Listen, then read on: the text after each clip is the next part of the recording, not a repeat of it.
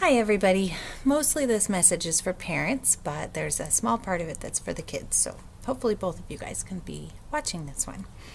I wanted to just kind of touch base and go over the packets a little bit. I've gotten about 3 or 4 messages from different parents saying that their little guys or girls will not do the work and they just can't get them to work and they don't know what to do. So my number one suggestion is that you have some sort of schedule at home. You do not have to follow the schedule that I include in the packet. That is just optional. It's just one idea. You can do your work at whatever times of day or during the week works for you. But having a daily schedule that the kids can count on, they know that every day at this time I do this amount of work and then I can go play, and then I can, watch a video or whatever they love to do in their spare time, or then I can go play with my brother or sister or ride my bike or whatever.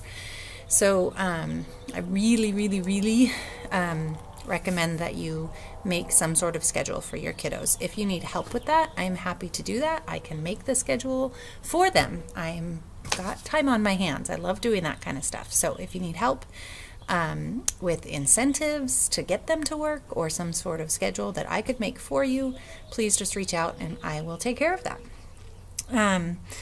I just kind of wanted to go through the packets and kind of my optional schedule just so you can hear me say what I want them to be doing every day, and so they can hear me say what I want them to be doing every day. So this part is for the kids.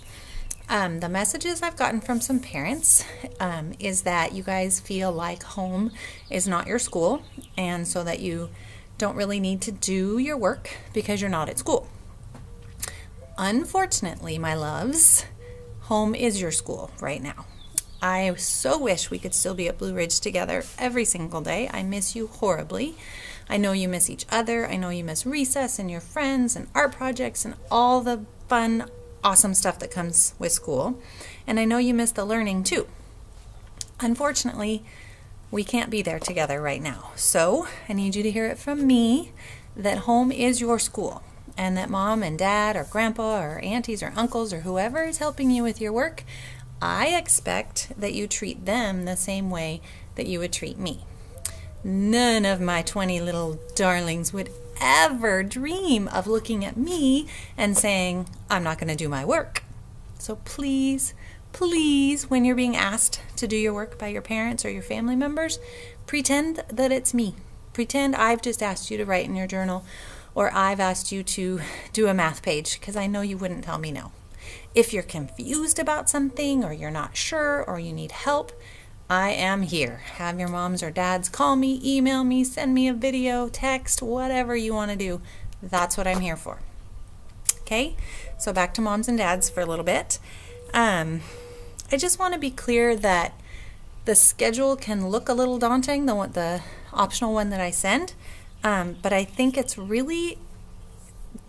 kind of comes down to just 3 or 4 things that I need them doing. So number one, or one of the things I want them doing every single day, is practicing some of those sight word cards that Mrs. Ferraro is sending. And hopefully in the next couple packets you'll see some different sight words. There was a little mix up with this week's words, but I think next week you'll have a whole bunch more words that you can choose from, and hopefully some games or activities that you can do with those words. So a tiny bit of sight word practice every single day. On the schedule, I say 10 minutes. If it's 5, that's fine. I don't care.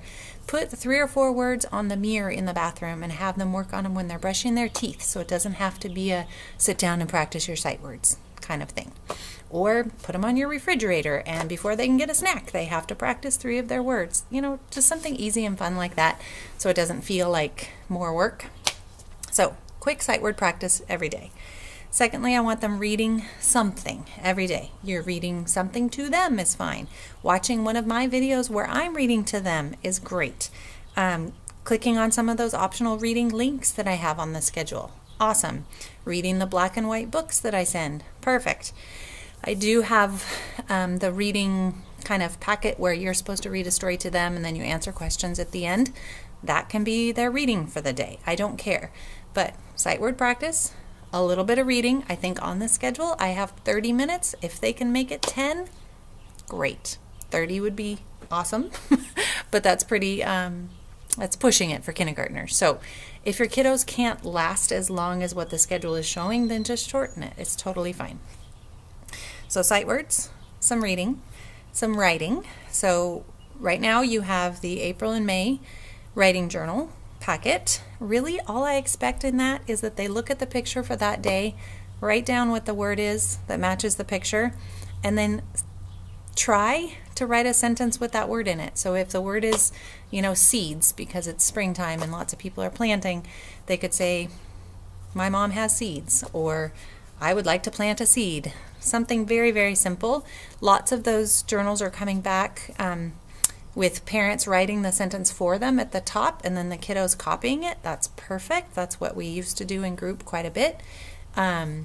You know your kids the best. Many, I'd say over half of my kids are totally capable of coming up with a sentence on their own and trying their best with spelling. I don't expect perfect spelling.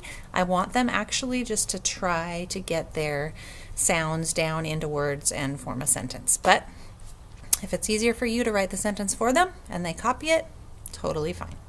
It does not have to be long.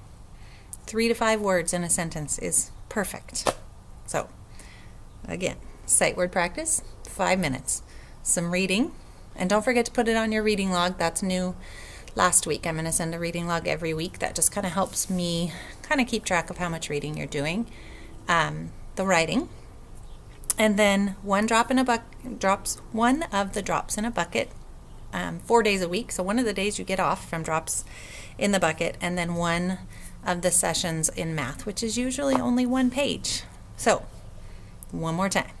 Sight words, quick, a little bit of reading, a little bit of writing, 1 drop in the bucket, and 1 page of their math session. It's way less than they were doing in class every single day, but they can handle it. So kids, home is school right now, and you're going to listen to your parents, please. Because I said so.